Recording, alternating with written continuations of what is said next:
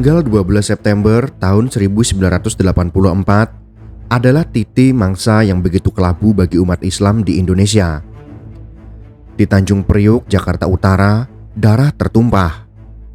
Dari percik memantik beberapa hari sebelumnya, polemik berpuncak pada tetesan darah pada tanggal 12 September tahun 1984. Pecahlah kerusuhan yang melibatkan massa Islam dengan aparat pemerintah Orde Baru. Korban tewas, nyaris seluruhnya meregang nyawa lantaran diterjang timah panas dari senapan tentara.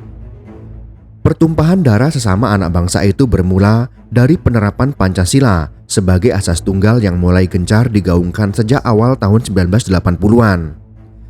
Semua organisasi di bumi Nusantara wajib berasaskan Pancasila, tidak boleh yang lain.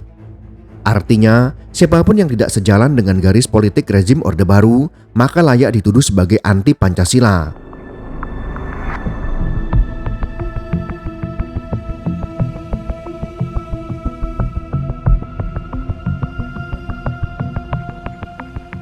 Di tengah suasana yang terkesan represif itu, terdengar kabar dari langgar kecil di pesisir utara ibu kota. Abdul Qadir Jailani, seorang ulama sekaligus tokoh masyarakat Tanjung Priok, disebut-sebut kerap menyampaikan ceramah yang dituding aparat sebagai provokatif dan berpotensi mengancam stabilitas nasional. Dari situlah kejadian berdarah itu dimulai. Dalam eksepsi pembelaannya di pengadilan, Abdul Qadir Jailani menyampaikan kesaksian yang barangkali berbeda dengan versi resmi pemerintah Orde Baru. Majalah Tempo menuliskan, selepas subuh usai peristiwa Tanjung Priok, Jailani dijemput aparat untuk dihadapkan ke meja hijau. Akhir tahun 1985, pengadilan menjatuhkan vonis terhadap mantan Ketua Umum Gerakan Pemuda Islam Indonesia itu. Jailani dihukum penjara 18 tahun dengan dakwaan telah melakukan tindakan pidana subversi melalui ceramah, khotbah, dan tulisan-tulisannya. Tulis Majalah Tempo, volume 23, terbitan tahun 1993, halaman 14.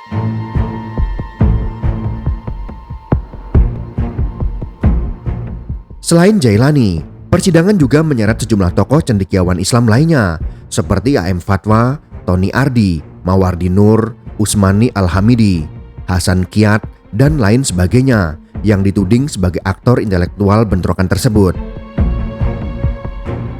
Setidaknya ada 28 orang yang diadili dalam rangkaian sidang yang berlangsung selama lebih dari 3 bulan itu. Majelis hakim menyatakan seluruh tertuduh dinyatakan bersalah dan dijatuhi sanksi bui yang lamanya bervariasi hingga belasan tahun seperti yang dikenakan kepada Jailani.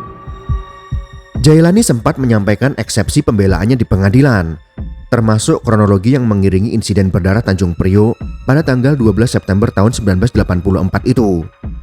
Kesaksian Jailani ini lalu diterbitkan dalam buku yang judulnya sama dengan judul eksepsi pembelaannya di pengadilan, yaitu Musuh-musuh Islam melakukan ofensif terhadap umat Islam Indonesia, sebuah pembelaan, terbitan tahun 1985. Dalam eksepsi pembelaannya, Jailani menceritakan awal mula perselisihan warga kontra aparat itu. Sabtu, tanggal 8 September tahun 1984, 2 bintara pembina desa atau Babinsa dari Koramil datang ke Musola As-Sa'adah di Gang 4 Koja, Tanjung Priok. Mereka memasuki area tempat ibadah tanpa melepas sepatu dengan maksud mencopot pamflet yang dianggap berisi ujaran kebencian terhadap pemerintah. Jailani menyebut kedua babinsa itu memakai air comberan dari got untuk menyiram pamflet tersebut. Dalam persidangan, hal ini diakui oleh Harmanu, salah seorang anggota babinsa pelakunya yang dihadirkan sebagai saksi dengan dalih. Pamflet-pamflet itu ditulis dengan piloks yang tidak bisa dihapus dan tidak ada peralatan di tempat itu untuk dipakai menghapusnya. Maka tidak ada cara lain kecuali menyiramnya dengan air comberan. Irfan S. Awas dalam edisi Bencana Umat Islam di Indonesia tahun 1980 sampai tahun 2000, cetakan tahun 2000, halaman 30. Kelakuan 2 babinsa ini segera menjadi kasak-kusuk di kalangan jemaah dan warga sekitar, kendati masih menahan diri untuk tidak langsung merespon secara frontal. Namun, tidak pernah ada upaya nyata dari pemerintah atau pihak-pihak yang berwenang untuk segera menyelesaikan masalah ini secara damai sebelum terjadi polemik yang lebih besar. 2 hari kemudian, masih dari penuturan Jailani, terjadi pertengkaran antara beberapa jemaah musola dengan tentara pelaku pencemaran rumah ibadah. Adu mulut itu sempat terhenti setelah dua babinsa itu diajak masuk ke kantor pengurus Masjid Baitul Makmur yang terletak tidak jauh dari musola. Namun, kabar telah terlanjur beredar sehingga masyarakat mulai berdatangan ke masjid. Situasi tiba-tiba ricuh karena salah seorang dari kerumunan membakar sepeda motor milik tentara. Aparat yang juga sudah didatangkan segera bertindak mengamankan orang-orang yang diduga menjadi provokator.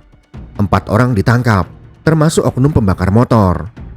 Penahanan tersebut malah membuat massa semakin kesal terhadap aparat. Namun, kata Jailani, masyarakat masih mencari cara agar persoalan ini tidak harus melibatkan massa dalam jumlah besar.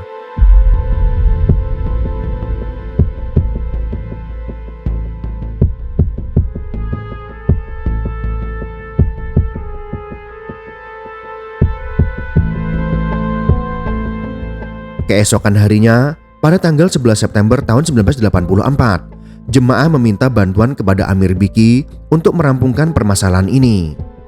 Amir Biki adalah tokoh masyarakat yang dianggap mampu memediasi antara massa dengan tentara di Kodim maupun Koramil. Kontras menuliskan, Amir Biki segera merespon permintaan jemaah itu dengan mendatangi Kodim untuk menyampaikan tuntutan agar melepaskan 4 orang yang ditahan. Namun, ia tidak memperoleh jawaban yang pasti, bahkan terkesan dipermainkan oleh petugas-petugas di Kodim itu. Kontras, dalam mereka bilang di sini tidak ada Tuhan, suara korban tragedi Priok, cetakan tahun 2004, halaman 19. Merasa dipermainkan, Amir Biki kemudian menggagas pertemuan pada malam harinya untuk membahas persoalan serius ini. Para ulama dan tokoh-tokoh agama dimohon datang. Undangan juga disebarkan kepada umat Islam se-Jakarta dan sekitarnya. Forum umat Islam itu dimulai pada pukul 8 malam dan berlangsung selama kurang lebih 3 jam. Amir Biki sebenarnya bukan seorang penceramah. Namun oleh jemaah yang hadir, ia didesak untuk menyampaikan pidato dalam forum tersebut. Amir Biki pun naik ke mimbar dan berseru, "Kita meminta teman-teman kita yang ditahan di Kodim. Mereka tidak bersalah. Kita protes pekerjaan oknum-oknum ABRI yang tidak bertanggung jawab itu. Kita berhak membela kebenaran meskipun kita menanggung resiko. Kalau mereka tidak dibebaskan, maka kita harus memprotesnya. Kita tidak boleh merusak apapun. Kalau ada yang merusak di tengah-tengah perjalanan, berarti itu bukan golongan kita." Lanjut Amir Biki mengingatkan para jemaah, seperti dituturkan Abdul Qadir Jailani dalam persidangan. Lantaran permohonan pembebasan 4 tahanan itu tetap tidak digubris hingga menjelang pergantian hari, maka pada pagi harinya, tanggal 12 September tahun 1984, sekitar 1.500-an orang bergerak. Sebagian menuju Polres Tanjung Priok, yang lainnya ke arah Kodim yang berjarak tidak terlalu jauh, hanya sekitar 200 meter. Menurut Kontras, massa yang menuju Polres ternyata sudah dihadang pasukan militer dengan persenjataan lengkap. Bahkan, tidak hanya senjata saja yang disiapkan, juga alat-alat berat termasuk panser. Peringatan aparat dibalas takbir oleh massa yang terus merangsek. Para tentara langsung menyambutnya dengan rentetan tembakan dari senapan otomatis. Korban mulai bergelimpangan, ribuan orang panik dan berlarian di tengah hujan peluru. Aparat terus saja memberondong massa dengan membabi buta. Bahkan, seorang saksi mata mendengar umpatan dari salah seorang tentara yang kehabisan amunisi. Tulis tim penyusun pusat studi dan pengembangan informasi dalam Tanjung Priok berdarah, tanggung jawab siapa? Cetakan tahun 1998, halaman 32.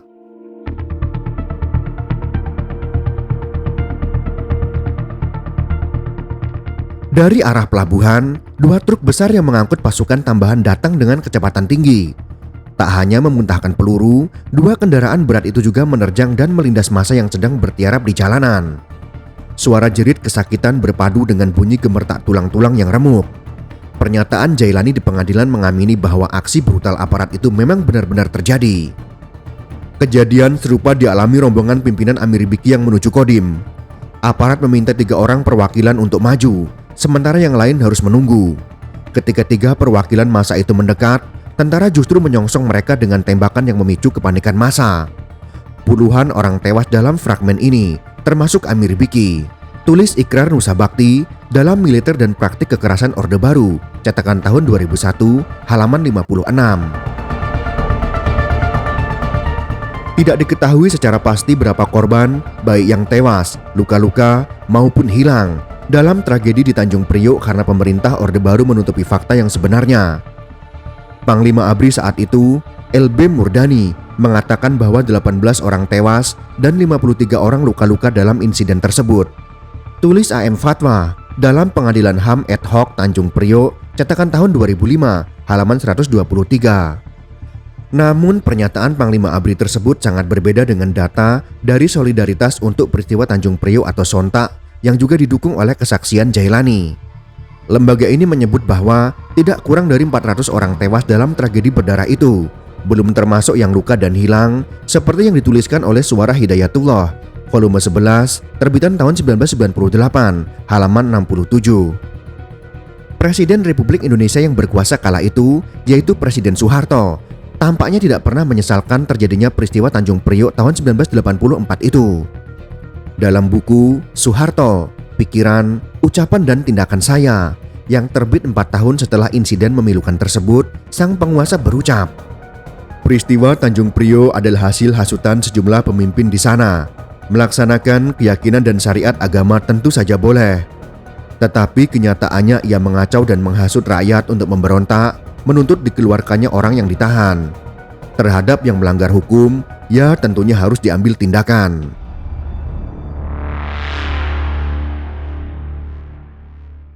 Menurut laporan yang diterbitkan oleh LSM Komisi untuk Orang Hilang dan Korban Tindak Kekerasan atau Kontras yang berjudul Mereka Bilang di Sini Tidak Ada Tuhan, Suara Korban Tragedi Priok, cetakan tahun 2004. Kedatangan sekitar 1.500-an orang massa mendapat hadangan aparat militer bersenjata lengkap.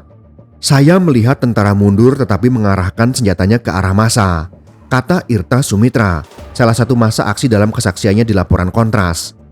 Massa yang datang saat itu, meski dihadapkan dengan senjata api, tetap menuntut pembebasan atas kawan-kawan mereka. Namun, tuntutan massa dibalas oleh aparat dengan peringatan untuk membubarkan diri. Situasi semakin memanas, dan tentara langsung melepaskan rentetan tembakan ke arah massa. Korban pun berjatuhan. Bahkan masih menurut laporan Kontras, beberapa massa yang selamat ditangkap dan disiksa oleh aparat. Sementara itu, lokasi penembakan langsung dibersihkan sehingga tak terdapat tanda-tanda kerusuhan. Angka pasti mengenai jumlah korban baik yang tewas, luka-luka, maupun hilang dalam tragedi Tanjung Priok tidak diketahui karena pemerintah Orde Baru saat itu menutupi fakta yang sebenarnya. Panglima ABRI saat itu LB Murdani mengatakan bahwa 18 orang tewas dan 53 orang luka-luka dalam insiden tersebut. Keterangan yang diberikan oleh Panglima ABRI saat itu, yaitu LB Murdani, bertentangan dengan pernyataan yang dikatakan oleh Sontak. Sontak menyebutkan bahwa tidak kurang dari 400 orang tewas dalam tragedi berdarah itu, belum termasuk yang luka dan hilang. Itulah kisah tragis tentang pembantaian umat Islam di Tanjung Priok yang pernah terjadi di zaman Orde Baru. Semoga peristiwa mengerikan seperti ini tidak pernah terjadi lagi di negeri ini. Jika kalian suka dengan video ini, silakan berikan jempol ke atas. Dan jika kalian menganggap video ini bermanfaat, maka bagikanlah untuk teman-teman Anda yang lain. Terima kasih sudah menonton.